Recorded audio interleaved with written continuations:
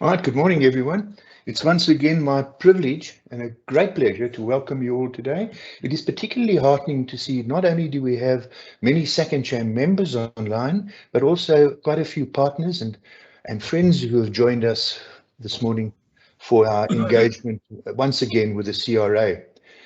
It occurred to me recently, just in discussion with one of our members and another associate, that we hear so much about what business needs to be doing to ensure that we are sustainable in these uncertain and challenging times.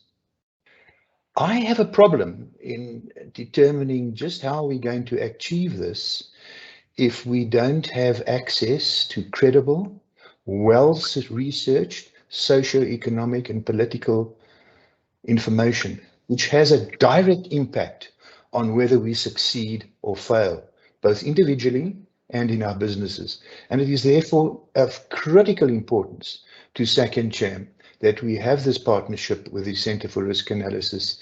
And it is really, John, I want you to know, Dr. Endres, that we really value this partnership because it enables us to deliver on our mandate to our members. We take our advocacy role in society very seriously. And in partnership with you, we are able to do so. So thank you very much to you, Dr. Endres, and your team. I know we have Becky online and we have our stalwart Sherwin online. So without any further ado, it's my pleasure to hand over to one of the Second Cham directors and the Managing Director of AGT Foods, Mr. Brian Lever, for some opening remarks and to introduce Dr. Endres. Thank you, Brian.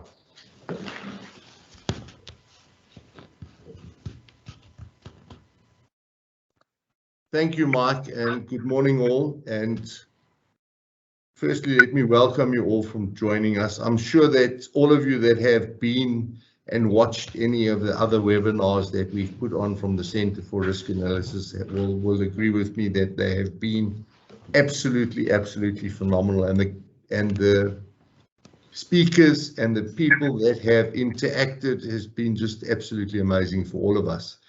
And this morning, it is my pleasure to welcome Dr. John Endres. John is the CEO-elect of the Institute of Race Relations. He holds a doctorate in commerce and economics from one of Germany's leading business schools, the Otto Beisheim School of Management, as well as a master's in translation studies from the University of the Witwatersrand.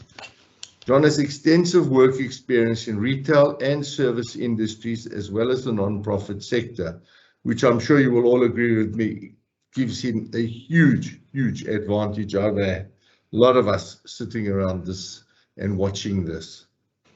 He has also worked for the Liberal Friedrich Naumann Foundation and is the founding CEO of Good Governance Africa, an advocacy organization. So I believe that just looking at John's bio, this cannot be nothing else but the most wonderful experience this morning. Thank you, John. Thank you very much, Brian. I appreciate the warm welcome and also want to thank everybody on this call for making the time in your busy schedules to come and listen to us. The world we live in is a complicated one, and the country we operate in is especially complicated. It is often quite difficult to make sense of all the things that are going on. And as we have discovered, the data scarcity often isn't the problem.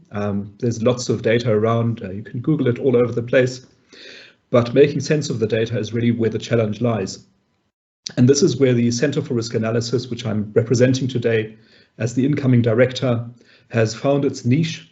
We have access to data records going back over 90 years, and that means that we have a very deeply rooted understanding of South Africa's trajectories and developments historically. And it is based on that we analyze the situation in the country and try to figure out where we are at the moment and also where we might be heading in future. And that is exactly what I will be talking to you about today. And maybe, Michael, could I ask you to turn off your camera? It is obscuring my presentation. Please, thank you for that, John. Please, No it was remiss of me. Please, may I ask all participants to ensure that their mics are muted, their cameras switched off throughout the proceedings until such time as you are afforded the opportunity to pose a question during the Q&A session. Thank you so much for your cooperation. John, back to you. Thank you very much. And so with that, let us get stuck right into it. Our opening slide shows a road heading into the distance. This is us moving into the future, and there are stormy clouds on the horizon. There's a bit of thunder and lightning about, and I think it is no exaggeration to say that as a country, South Africa is heading towards some quite turbulent times. We will try to help you make sense of that, and we will take you through 8 sections before coming to some conclusions in the 9th section. The word that is mentioned in the 9th section, scenarios, is very important. It is one of the distinguishing characteristics of the Center for Risk Analysis, that we use the scenario planning technique to figure out what some likely outcomes of current developments might be. But we'll get to that in due course. Let us start first with the presentation itself. We start with the politics. That's roughly the first 4 sections. The next 4 sections are then related to the economy and living standards. And based on the statistics and facts we are going to show you, we think that we can paint an accurate picture of where things are likely to head. But let us start off with the question of the political survival of the ANC. The reason why this is important and why we focus on the ANC and give it its own headline is, of course, because the destiny and the fate of South Africa for arguably 5 decades has been in the hands of that party. And what it thought and what it decided has been really crucial in determining the paths that South Africa has taken. But we argue that that might not be the case much longer. And we have quite a few data points that indicate that that might be the case. As we go along, I've got a little red laser pointer up on the screen. If you follow that, I will guide you through the slides and help you to make sense of the data. We start off with some CRA polling results. This was polling conducted in December last year, 2020, where we asked a representative sample of South Africans about their support for the ANC. Along the bottom axis here, we see some age categories: the 16 to 24-year-olds, the 25 to 34-year-olds, 35 to 49, and then the 50+ age category. Along the vertical axis, we see how much support these age categories expressed for the ANC. And these were the replies we got. The younger age categories, all the way up to 49 years, support the ANC with about 50%, and the older age category of the 50-pluses gives the ANC slightly more support at 54%. And on all of the charts that I'm going to be showing you now, please focus on the 50% line, because that really is the critical line.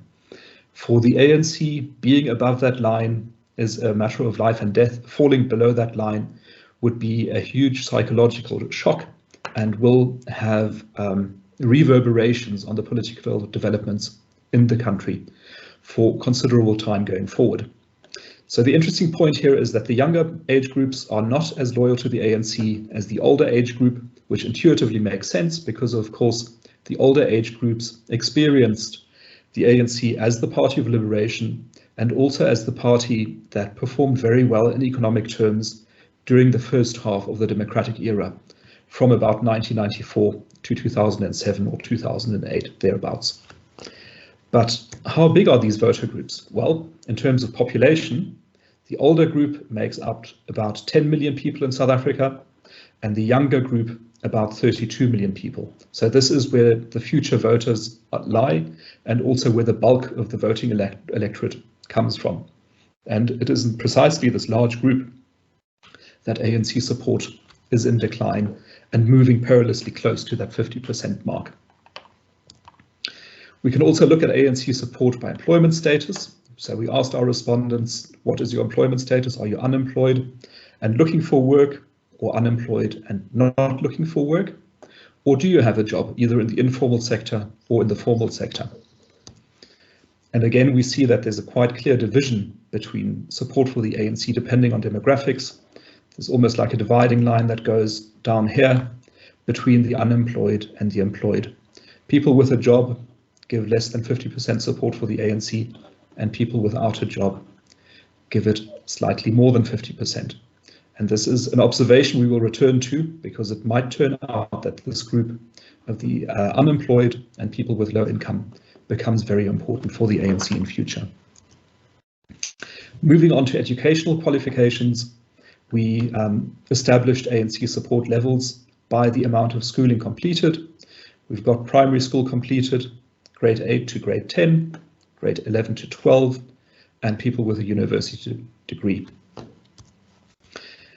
Again, there's a very strong correlation at the very least. The more education people have received in their lifetimes, the weaker their support is for the ANC.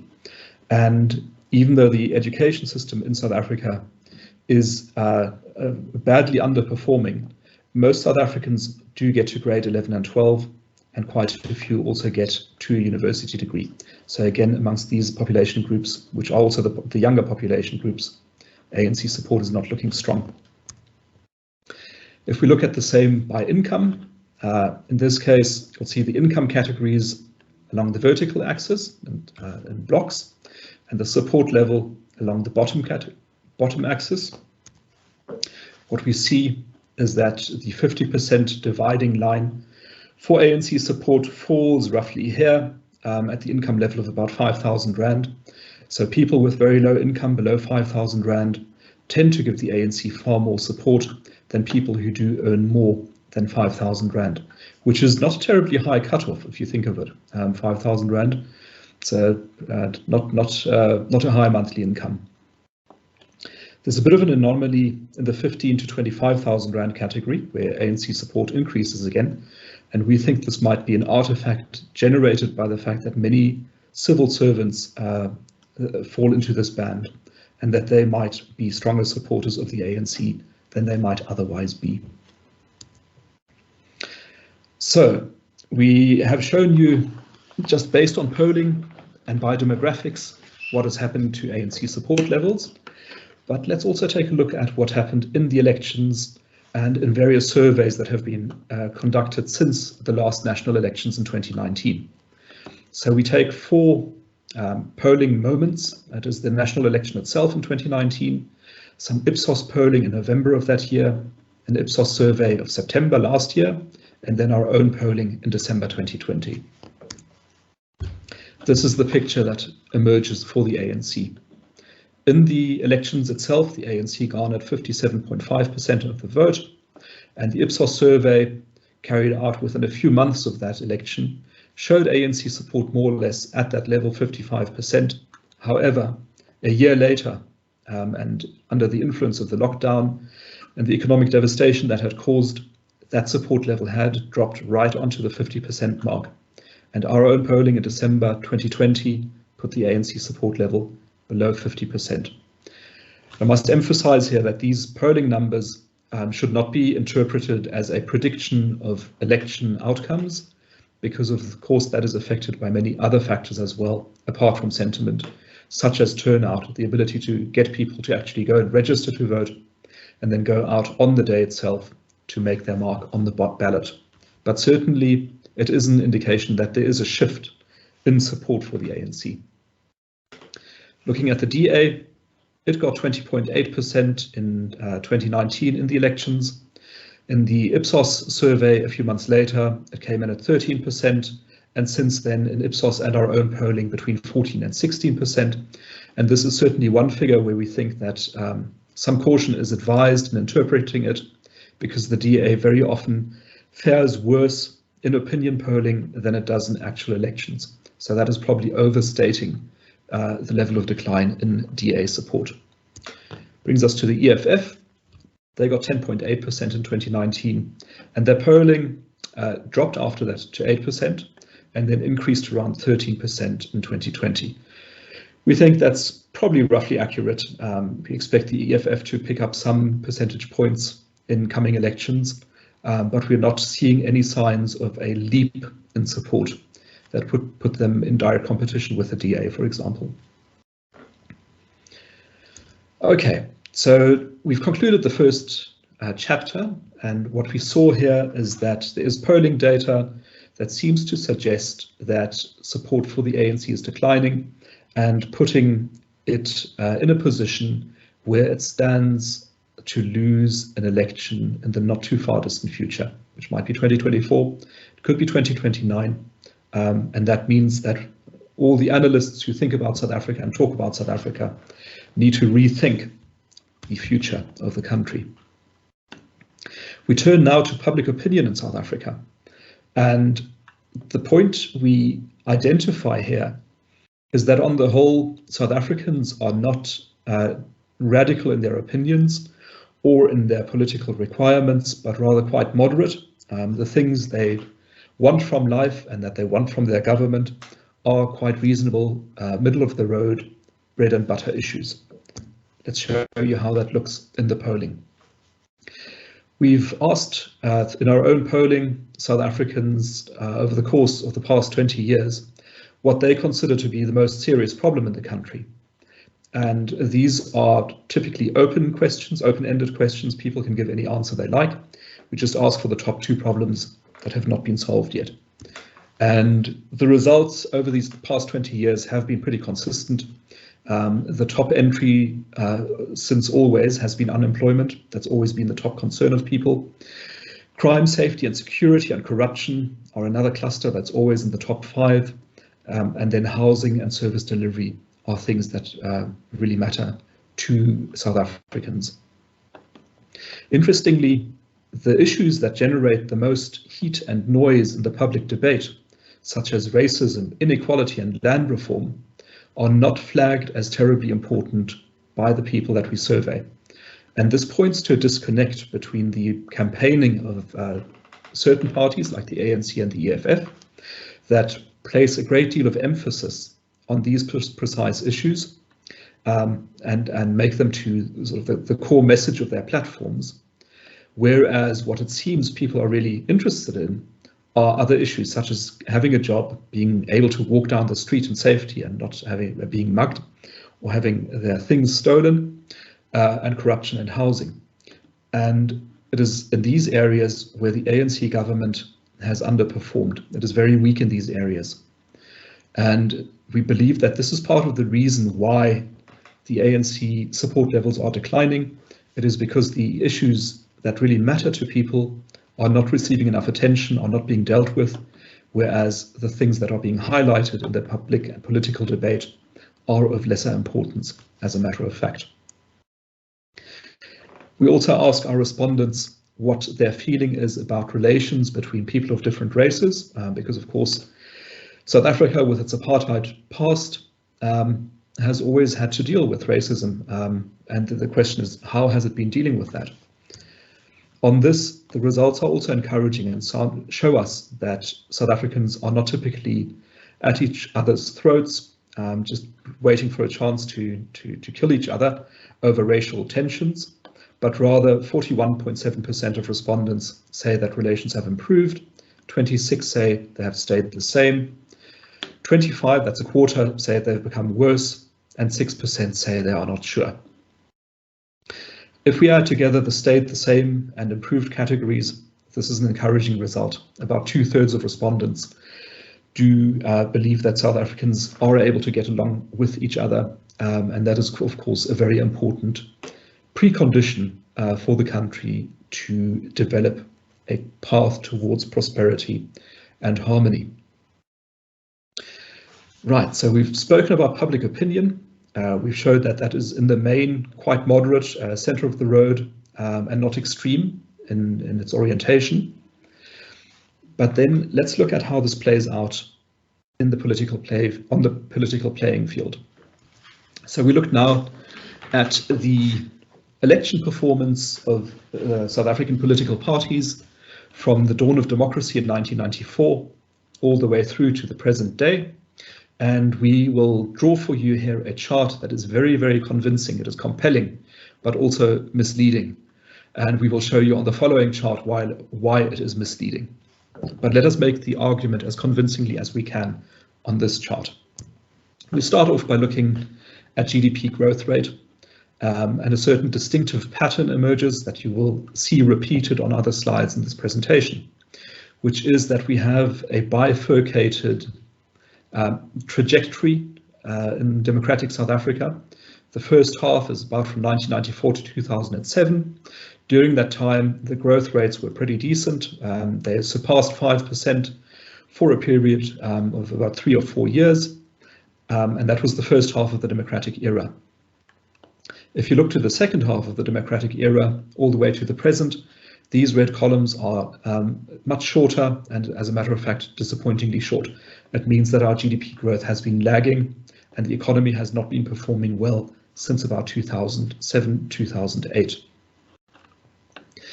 Our read has traditionally been that the ANC can see its fortunes fluctuate in response to economic developments, and this is most easily seen on this very chart. If we look at ANC election performance in relation to GDP growth, we see that the ANC, depicted by this orange line, started out above 60% under Nelson Mandela, managed to lift its percentage under Thabo Mbeki, and managed to lift it again under Thabo Mbeki to almost 70% of the vote, which is an absolutely phenomenal and amazing achievement, which, as you can see here, mirrors the economic growth. So as the economy was doing better, the ANC was rewarded for that. However, after Mr. Mbeki was forced from office and the presidency was taken over by Jacob Zuma, the ANC saw its share of the vote drop from election to election in accordance with the decline in economic growth. So that looks like a pretty solid relationship. But let's look at what the opposition has been doing during this time. So this is the DA share of vote. That's the main opposition party today. It started out marginally with 1.7% of the vote in the 1994 elections and was in danger of disappearing entirely, I think, because it was so small. But it managed the impressive feat of not only surviving, but increasing its share of vote from election to election consistently over time, all the way up to 2019, when it hit a bit of a speed wobble and recorded a slight decline in its electoral fortunes. The EFF is an ANC splinter party under the leadership of Julius Malema that promotes far-left radical policies. It first participated in national elections in 2014 and recorded about 8% of the vote, and then managed to increase that to about 10% of the vote in 2019. Which is something that I think no other ANC splinter party has managed in the past. Most of them sort of got out of the starting gates quite well, but then faded away from the second election onwards. We would argue, however, that the EFF votes actually do belong with the ANC, and so we will add them back to the ANC here at the top with this dotted or dashed orange line. And the picture that emerges from doing so, because these two parties do share a common ancestry and have certainly some points of agreement on policy, the picture that emerges is that the joint ANC-EFF political platform has maintained its support levels over 27 years of democracy with very little fluctuation. It started out at about 62%, went up to 70%, went down a bit, and went up again to end just below 70%. And if we do the same for the opposition, this means adding all the opposition votes to the DA's vote, all the smaller parties except the EFF, we see it mirrors, of course, what the ANC was doing, and the opposition has always been in this band between 30 and 40%.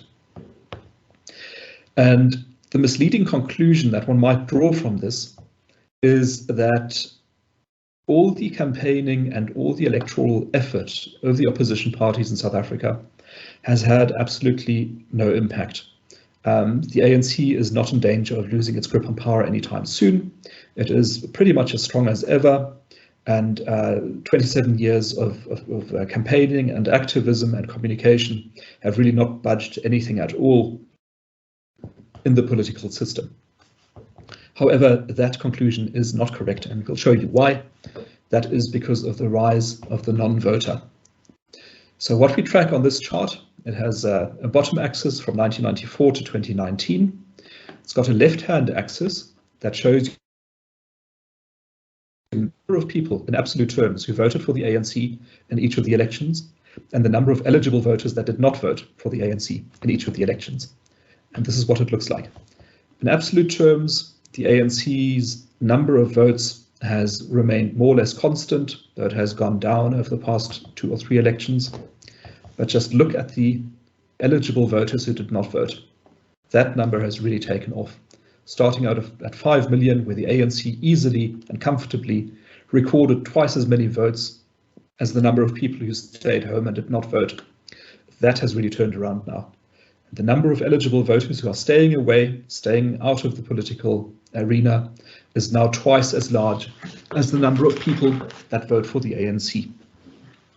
And this really is the group of people that both political parties and political analysts should be focusing on in any analysis of the country, we believe, because they hold the keys to power. If even half of these voters shifted their vote to a different party, they would already outnumber the number of ANC supporters. So this is a critically important group of people. We also took the liberty of overlaying on this chart the number of violent public protests in South Africa, and that is read against the right-hand axis. Again, it's in absolute terms, and this is the line that we see. I think in light of the July unrest, which we might still get to speak about in the Q&A, this is a very interesting and also alarming development, because what it tells us is that as people disengage from the formal political space, they start expressing their political frustrations and angers in a different arena, and that is in the form of public protests. And for as long as these frustrated voters are not engaged and brought back into the political system, we must expect the number of protests to keep increasing, because that is how people express themselves. We also make the point that the non-voters, who are sometimes dismissed by analysts as being unsophisticated or apathetic or lazy, are as a matter of fact no such thing. They understand the political bouquet on offer very well. It is simply that they do not see anything that properly appeals to them. They want somebody that speaks to them on bread and butter issues, that can address unemployment, make sure that the economy grows, make sure that crime and security gets addressed, that corruption gets addressed, that housing gets solved. And that is something they're not seeing from any party at the moment. That's why they're not voting. And that is why they're sometimes protesting instead. This takes us to an interesting form of analysis, which is a second choice party analysis that was done by Ipsos. And the way this analysis works is that you ask a respondent, what party do you support? And the respondent might say, I am actually an ANC guy, count me under ANC. And then the pollster will ask, if the ANC wasn't available to you for whatever reason and you couldn't vote for them, then who would you vote for? And then they record the results at the table below. And this is the picture that emerges from that question. It reveals several unexpected and I think also surprising insights. The first being how willing members of the major parties are willing to consider their main rivals as candidates for a vote, for receiving their vote.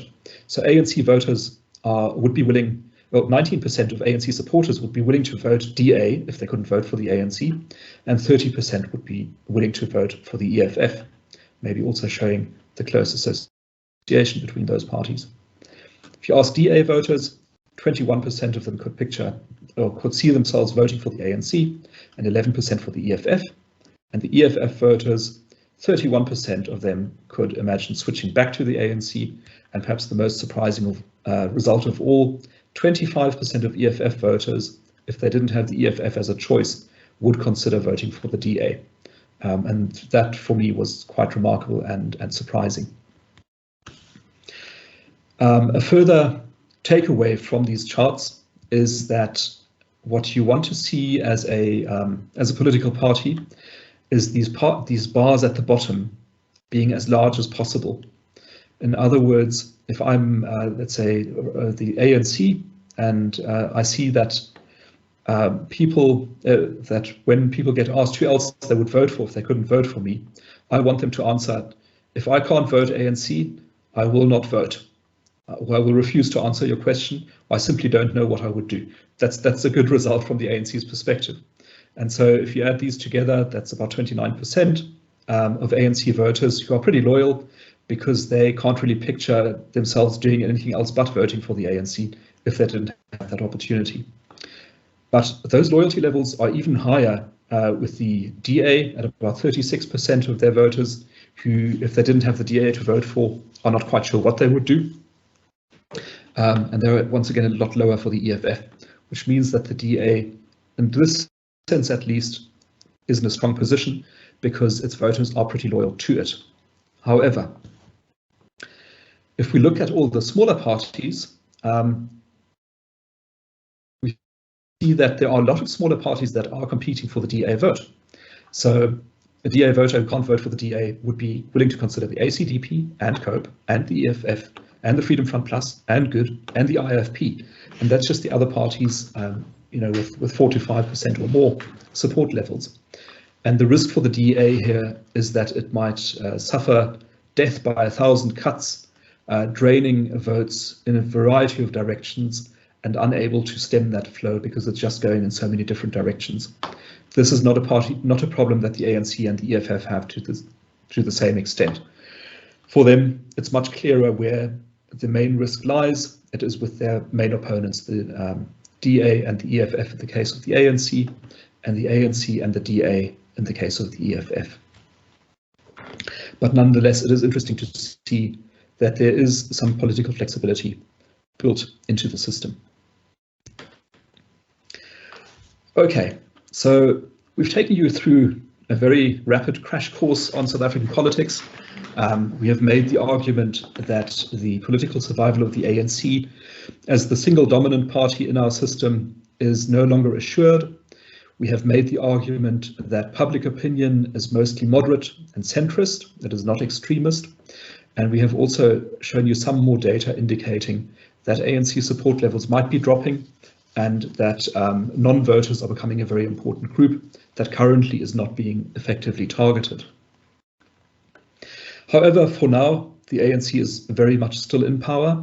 And if we think about the trajectory of the country, if we wonder about reforms and the prospects for economic growth, then we certainly have to think very carefully about where the ANC stands on that, because it does hold the reins, it has its hands on the levers of power, and it determines whether reforms are forthcoming or not. Our argument is that we should not be expecting reforms, and we'll show you 3 data points to buttress our argument.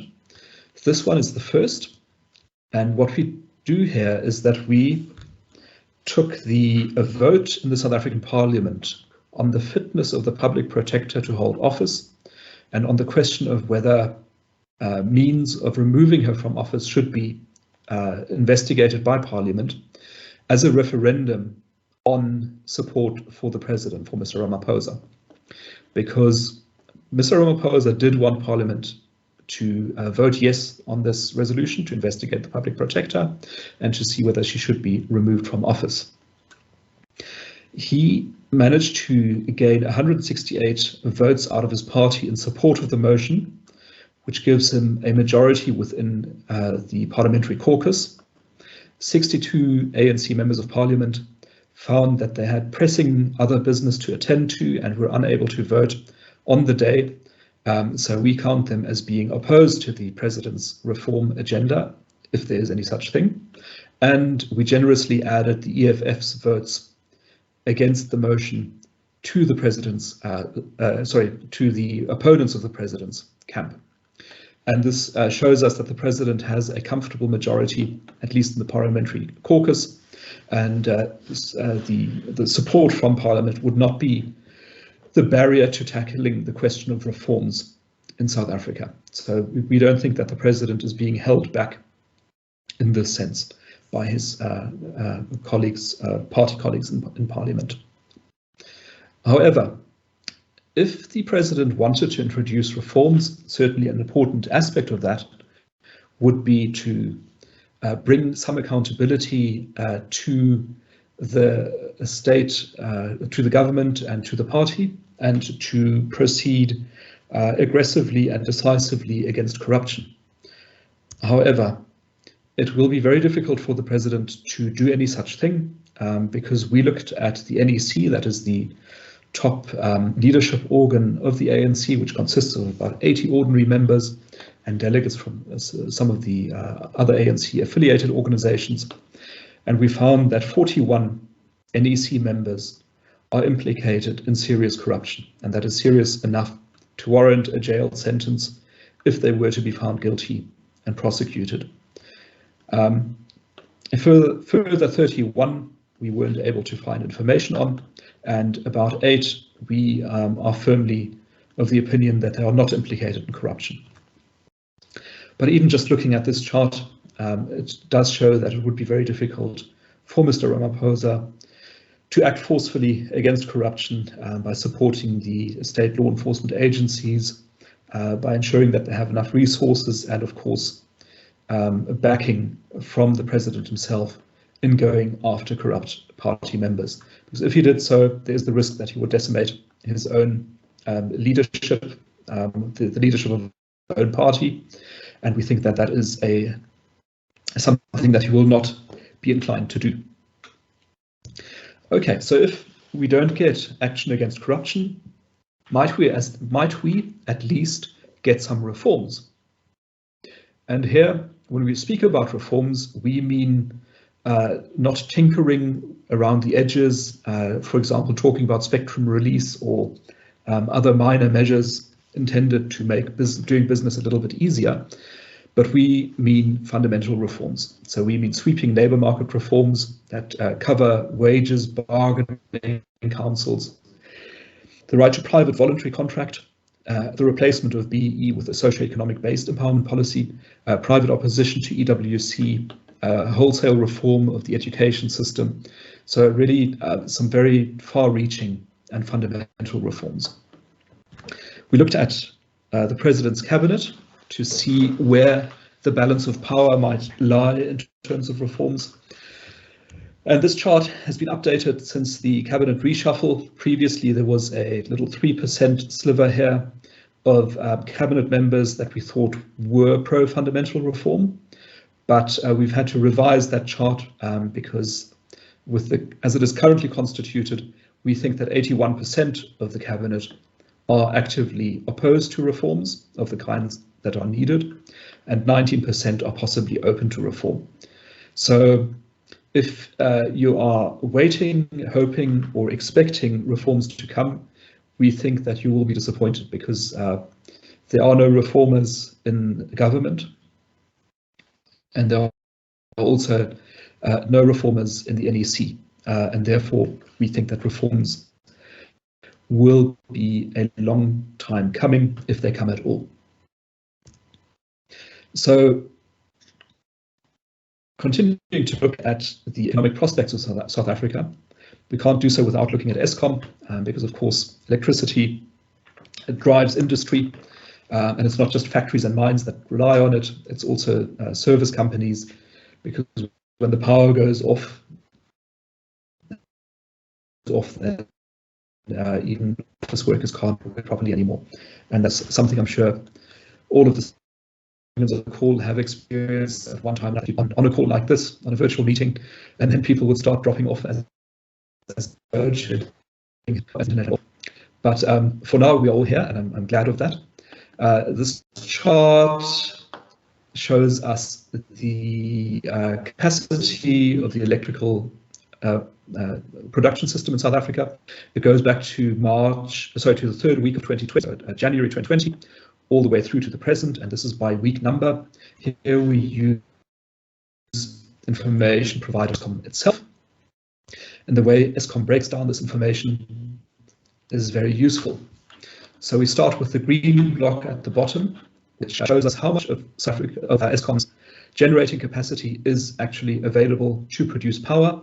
Those are the green bars. It started at 63% in January last year, went up a bit, went down a bit. It's currently around 62%, so more or less at the same a year ago. The yellow bars represent capacity that has been taken out of production for maintenance, and it is very intuitively plausible that you can read in these charts that during the winter months when it is cold and demand for electricity is high, less maintenance gets done to make sure that more capacity is available. And then as temperatures get warmer and we move to summer, more maintenance is done on the equipment. The red and black bars represent unplanned outages. And those are, of course, really the thing that you don't want to see as the operator of a big utility, because these are things that are unexpected, unplanned for, and undesirable. But our unplanned outages range between 25.8% at the beginning of last year and about 24% now. And looking at this, we might sort of just take a rough look at where these lines fall, and we'd say, well, that green line is maybe a bit lower than we like, but it is more or less constant, around about that 60% level. So maybe we can continue going at this level, and as maintenance gets done, maybe those green bars will become longer again. But we think that sadly, that is not the case, as the next chart shows us. So what we do here is that we go further back in time. We go to 2011 and all the way through to the present 2021, and we show just two bits of information. The first is how much of the actual capacity is available for generation, and that number has declined from 85% almost to 63%. And at the same time, the unplanned outages have taken off. They've increased from about 6% in 2011 to 24% now. And this is a very worrying thing because it imposes a hard cap on South Africa's growth potential. So demand for electricity has been more or less stagnant for the past decade or so, and private generation at a very small scale with people buying UPSs or installing solar power in their homes or in their businesses has alleviated some of the pressure on the system. But this main generating system that is responsible for about 90% of South Africa's electrical production is still under strain, and there's no clear sign of a turnaround yet, despite the best efforts of Andre de Ruyter and his team over at Eskom. So this is an unsustainable level of outages. The equipment is too old, maintenance wasn't done properly, and in some cases also procedures are not followed properly, and you get events like the explosion at the Medupi power plant 3 weeks ago, where safety measures were not properly observed, leading to very substantial damage to one of the generating units there. So we think this red line is not going to turn around quickly, and the green line is not going to go up quickly either, which means that our power availability is constrained, which means that the prospects for economic growth are constrained by this physical reality. The only way to expand production rapidly, we think, would be by bringing the private sector on board in a very large and ambitious way. That would mean unbundling Eskom and opening up the generating side to private generation, and really encouraging private producers of electricity to create generating capacity and to feed it into the grid. That would allow us to bring the availability factor back up again and to get out of this tight spot that we find ourselves in at the moment. So what does that mean for our economic outlook? Where should we be pitching our growth figures for the next few years? Well, we're not expecting reforms. We think Eskom will be a constraint. Let's see at what the finance minister says. What we've done here for you is that we've mapped the finance minister's projections of economic growth for the next year, for each year going back to 2005. So in 2005, in the February budget speech, the finance minister said, I expect growth for the coming year to be 4.3%, and so on for the following years as well. We then also show what actually happened with economic growth, and we see that the finance ministers in 2005, 6 and 7 under-promised and over-delivered by quite substantial margins, but that has not been the case since 2008. So since 2008, consistently, the Treasury's forecasts for economic growth have been far too optimistic, sometimes by a factor of 2, but usually by a factor of at least 50%. They've been too optimistic. And if we look at the projections into the next 3 years, if those were also too optimistic, then we'd be looking at 2 to 2.5% growth this year, 1.5% next year, and maybe 1% in 2023, which of course is really lackluster performance. And these figures here, we argue, are a smoking gun that show us that the finance minister who made these projections, Tito Mboweni at the time, does not believe that any substantial reforms are coming, because these averages are far below the emerging market averages, which are closer to 4 and 5%. So without reforms, we won't get growth, and without growth, we won't generate wealth or progress, and we should expect more uncertainty and instability in South African society, unfortunately. I'm sure I don't need to mention why there's this big outlier of -7% in 2020. That is, of course, the impact of the COVID crisis and the lockdowns. And what one would expect after that is a bounce back factor, but even that is pitched quite low here at 3.3%. To see where we might be heading, we can also look at the Business Confidence Index, in this case going back all the way to 1985. And just in terms of rough trends, I'd like to highlight the period 1994 through to 2007. And if one just drew a rough trend line along here, and sees a rising trend, confidence was increasing. From 2007, 2008, drawing a rough trend line, confidence is decreasing. And then with the ascension to power of President Ramaphosa, confidence has gone sideways. There's no sign of a new dawn or of a bounce in business confidence in these numbers. And we think that is one more data point that tells us that we should not be expecting growth anytime soon. We see something similar when we look at the lead indicator, this time going all the way back to 1960. The lead indicator is the black line here, and the way to read it is not so much its absolute level, but the direction in which it is pointing. When the lead indicator goes up, we can see that economic growth also goes up.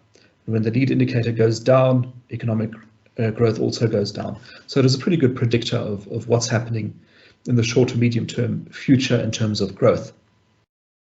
The lead indicator grew very nicely between 1994 and 2007. Once again, we see that bifurcation in the democratic era.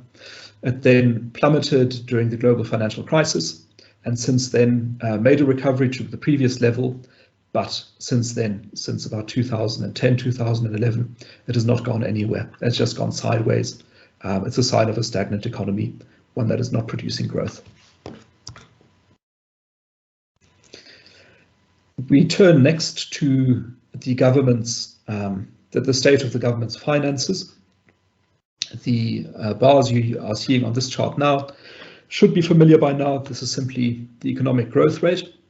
And what we've done now is overlay over this for you national revenue and national expenditure. This is how much money the state collects through taxes and other sources.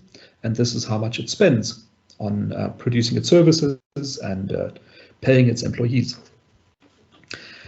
There's something remarkable in that first half of the democratic era, which is that the ANC government, when it came to office, inherited a very substantial budget deficit, but over the course of the next 10 to 15 years managed to close that down quite substantially, bringing expenditure more and more in line with revenue, and as a matter of fact, managing to post a budget surplus for a couple of years in 2005, 6, 7.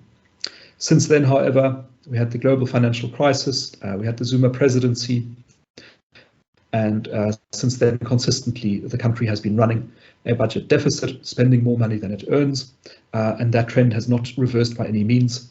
It, of course, got only worse during the COVID pandemic and lockdowns. And right at the end, we see 3 years of projections where the finance minister is hoping to close the jaws of the crocodile by bringing expenditure down and revenue up. This is optimistic. We are still in a terribly strained position in the country, and we hear a lot of calls for more spending on a national health insurance, on a national social security fund, on transport and infrastructure plans. So the list of spending wishes and desires is very, very great, and it will take superhuman abilities on the part of the finance minister to resist all those pressures and bring expenditure down instead of allowing it to climb further. And on the revenue side as well, already South African taxpayers are highly burdened. The tax to GDP ratio is one of the highest in the world, and persuading taxpayers to pay even more tax is going to be a tough sell. And so we think that closing this gap will be more difficult than the government anticipates. And ultimately, we are also in a position where you can't really save yourself out of trouble or cut expenditure to save yourself from trouble. What is needed is economic growth, and economic growth is the one thing that can lift this black line, bring expenditure up, and begin to close that gap. The budget deficit last year was 14%, which is an eye-wateringly large number, and one that is almost unprecedented in the country's history.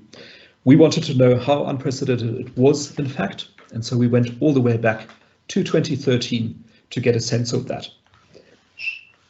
So these red bars show us each year's budget deficit. We see the real outliers here, minus 14%, projected minus 9.3% for this year.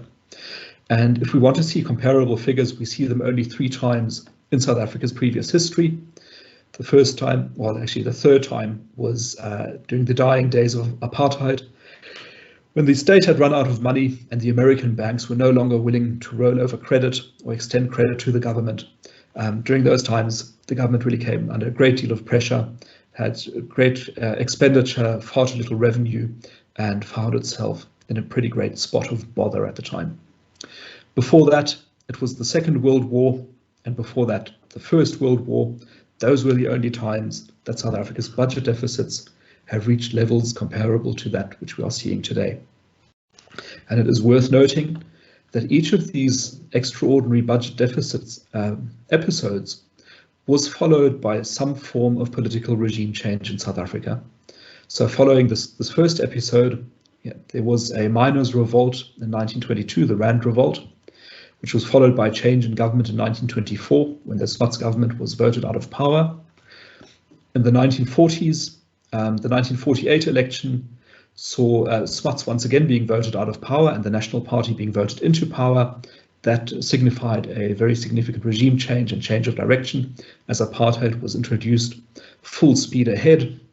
And then once again, as the state ran out of money in the late 1980s, a regime change happened, leading up to the democratic elections of 1994, and the very impressive performance of the finance ministers during that time in turning around the deficit and, as a matter of fact, posting a surplus, and also making a big dent in government debt, which we show you on the next chart. So government debt, this is a chart I really like to show. It shows the ANC government initially inheriting a very high debt burden from the apartheid government, from the Nats, and then bringing that down very forcefully, cutting it almost by half over the course of only 10 years. And that is an impressive achievement by any measure, and one for which that administration receives far less credit than it deserves. However, since then, the trend has been going the other way. Under President Zuma and latterly also under President Mbeki, debt has just been increasing drastically. It has been snowballing, and we are today in a position where the amount South Africa spends on servicing its debt exceeds the amount it spends on its army, its police, and its judicial system. And that is, for me, a very clear indication of how allowing debt to snowball to such an extent crowds out possibilities for state spending on probably more worthy causes. And that is the situation we find ourselves in today. We overlay over this chart real gross fixed capital formation, and that is the black line. It is a volatile indicator that goes up and down quite a bit, so it must be read with caution. But what it shows you is how much money investors are pouring into fixed assets, that is things like plant, machinery, equipment, factory buildings, office buildings, and so on. So tangible fixed assets. And the height of this indicator is a reflection on investors' trust in the economy and of their faith in the fact that they will be able to generate a return on the investments they've made, which they will not be able to shift quickly, as opposed to buying shares or buying bonds, for example. And we see how trust really went up very steeply from 2002 to 2008, and then dropped very steeply and has been going down ever since. It is a reflection, as I said, of investors losing trust in the management of the South African economy. If we are wrong about our forecasts on South Africa's growth prospects and reform prospects, this is one of the first indicators where we're going to find out about that. So when the gross fixed capital formation indicator starts reversing its trend and starts pointing upwards, maybe as steeply as it did in the 2000s, that will be a sign that we've turned the corner and that we are heading into the bright uplands of economic growth and more prosperity. So how does that link to living standards? We show you a chart here which is called Dependency on the Employed, and this measures the number of people shown on the left-hand axis, or read off the left-hand axis, per 100 people with a job. And it shows us that where the international average is between 100 and 150 dependents per employed person, in South Africa it reached a level of over 4 times as high before coming down, but it is still, by international norms, much higher than it should be. So each person with a job in South Africa is effectively also responsible for 3 dependents now since the coronavirus crisis. And that is a situation that will lead to unrest and instability, as we saw in July. This chart makes a similar point. It shows us from 1996 to the present, the number of people with social grants. And here we see once again those Mbeki years where debt was reduced, the deficit was reduced, but at the same time a very large social system was introduced, probably the largest of any emerging market, which has since continued growing in the number of its recipients. However, the number of people with jobs, which are these orange bars, has not kept pace. And that is really the critical problem here. This is a chart that generated a lot of attention on social media because it is concerning to see this inflection point where in 2009, more people were on social grants than were working. And that is a trend that is also not reversed. Mainly, we think not because social grants have expanded too fast, but because jobs have expanded too slowly. And that is the crux of the matter. Between 1996 and 2007-8, the number of people with jobs in South Africa almost doubled. And that was a very important achievement and a very good achievement. If the rate of job creation had continued along a similar line, then the number of people with jobs would be sitting somewhere up here on this chart. And in relation to that, the number of people on social grants would not be such a problem. But that is not what happened. So we are in a position where there is a very big burden being placed on people with jobs to help care for people who are unable to do so for themselves. And the social grants do play a very important role in alleviating suffering in the population. So they should not be cut, but really we need more jobs in order to be able to afford them. On the labour market, this is a statistic that shows the horrifying extent of the underperformance of the South African job market. We show you here the labour absorption rate, and this is a statistic that tells you which percentage of the working age population actually does have a job. Our stats here are from OECD countries, They range between 55.6% in Costa Rica all the way to 77.7% in New Zealand. So you'd expect, more than half of people who are of working age to actually have a job. Ideally, it should be 2/3 or 3/4.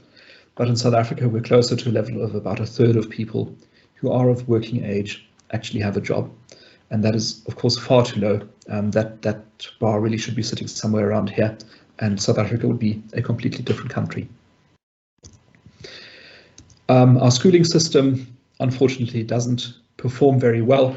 So if we look at the labour absorption rate by level of education, we see that there's only really one group in South Africa, that is people with a tertiary education, whose labour absorption rate compares favourably with international levels. But anybody who has not had a university education in South Africa is more likely than not going to be unable to find a job. And as the unemployment statistics that came out 2 days ago once again showed, it is a situation that is hard to comprehend in all its awfulness. And that really is the thing that needs addressing in South Africa, which it isn't being at the moment.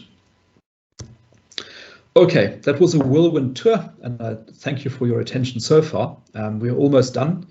I will just take you through the scenarios, so to bring it all together into a way of thinking of what might happen next. What we do is that we choose 2 factors that are very likely to have a big impact on the future trajectory of the country, and we map them against each other to draw out various scenarios of how they might play out. Our first axis is the question of ANC political support. So we say either the ANC retains its majority above 50%, which is possible, or its majority drops below 50%. And we map that against reforms. Either we get effective reform strategies, or we see no effective reforms. And thinking about these permutations, we get 4 scenarios. So it'll quite simply be either reforms with economic recovery, or ANC defeat with economic recovery, or ANC defeat and economic collapse, or political stasis and economic stagnation as well. We'll explain these scenarios to you very rapidly. So reform and economic recovery, how does it play out? Where does it start? It begins with sweeping reforms in the areas of labour, empowerment, energy, education and property rights. As a result of these reforms, growth rates in South Africa rise to average 5% by 2029. Debt curve peaks and gets turned around, and the currency strengthens. Living standards and jobs go back to the trajectory they were on between 1994 and 2007. The ANC reaps the benefits of these improvements. People become more confident in its ability to manage the country, and as a result, the ANC secures a moderate majority in 2024, and its support rises further into 2029. That's scenario number 1, reform and economic recovery. The second scenario is defeat and economic reform. So how could this play out? In this case, the starting point is that reforms are delayed. So for now, nothing shifts in any important way on the reform agenda. The result is that the ANC loses its majority in 2024, and the following 5 years will be characterized by unstable coalitions as the ANC tries to keep together partnerships that allow it to maintain power. In 2029, 5 years of turbulence and unstable politics, it will all have been very unsatisfying. A new political player emerges who's able to address that very large non-voting public, that moderate middle that currently seems to be by the wayside. And as a result of that, we see sweeping structural reforms come in 2029, maybe introduced with foreign assistance. And as that happens, growth takes off, debt gets turned around, we generate more jobs, and living standards improve through the 2030s. That is scenario 2, defeat and economic reform. The third scenario is the least desirable outcome. This is defeat and economic collapse. What happens here? We start at the same point where reforms are delayed, But what happens next is that the ANC drops below 50% in 2024, and it goes into a coalition with a populist nationalist party that is usually painted red. And that would be the EFF coalition scenario. What happens if that comes to pass? Well, we're going to see a lot more expropriation without compensation. We'll see asset prescription on pension savings. We'll see a nationalization, and we'll see very much market unfriendly reforms, as a result of which debt and the deficit reach sky-high levels. Eventually, the government starts printing money, and investors and skills flee as fast as their feet will carry them. If that happens, then living standards will reverse dramatically, and to stay in power, the government is likely then to constrain and restrict civil rights. So that's the third scenario: defeat and economic collapse. Finally, the fourth scenario is political stasis and economic stagnation. Here we had to think a bit how this could come to pass. Once again, reforms are not adopted, but in this scenario, so economic exclusion deepens, people become poorer, there's even more unemployment, there's even more inequality, but the ANC manages to make use of this very unfavorable development to hold onto its power. And one reason to speculate that that might be the case are some of the charts I showed you at the beginning of the presentation, where we saw that ANC support was greatest amongst people without a job, it was greatest amongst people with the lowest incomes, and it was greatest amongst people with the least education. So the ANC might be able to capitalize on that and use precisely those groups to build a large and strong power base. At the same time, the opposition would need to flounder, and it would not be able to exploit the opportunities that this environment offers it. And if that happens, then South Africa will significantly underperform compared to its emerging market peers all the way through into the 2040s. So that was the fourth scenario: political stasis and economic stagnation. That is the last slide, and I really thank you for your attention and for following me as we went through this. Just a brief comment on the CRA. We offer various services. A very popular service is the WhatsApp alert service. Every Monday morning at 7 o'clock, we send out an alert with the most important risks facing the country and the world. It's 10 minutes brief. You get a quick overview. We do online briefings like this present one. We offer research support services, and we also offer strategic advisory support. And if you're interested in any of these services, please do get in touch with Sherwin van Blerk, who is on the call and who will be able to assist you with that. With that, let me presentation your questions, and thank you once again. Well, John, thank you so much for that insightful presentation. What was very, very clear is that the lack of reform, or reforms generally, are the central theme, and underpins everything and will determine which scenario ultimately plays itself out. We are a little over time, but I didn't want to kill conversation. Do we have any questions? Please feel free to use the raise your hand facility. I don't see any in the chat box. Ariel? I haven't received any on my side. I do have a hand up from Craig Sumption. Right. Craig, please unmute yourself and go ahead. Good morning, thank you. John, the interesting number there was the number of people not voting in elections. With the local elections looking to go ahead in October in the midst of COVID numbers, is it likely that that number is going to just increase for the local election? Yeah, I think traditionally, Craig, local government elections have lower turnouts than national elections do. And you do have this added factor now of COVID uncertainty. People are engaging in many of the regular activities, even under lockdown level 3, which I think is where we are at the moment, such as going to the bank, going to the taxis, going to collect social grants and so on. And it is likely that elections could actually take place under these conditions with the appropriate safety measures in place. It is not certain yet whether elections will actually go ahead. As you probably are aware, there's a constitutional court process underway at the moment where the IEC has applied to the court for postponement, and the court is now considering its options. It is a question whether it is even able to grant such a postponement because the requirements in the Constitution are so explicit that elections have to take place, in this case, by the 1st of November. But I think you are right. If elections do go ahead, the non-voters will probably remain as a very large share of the electorate. A countervailing factor might be frustration with ANC performance at the local level or with local council performance more generally, and that might be enough to drive voters to the polling booths.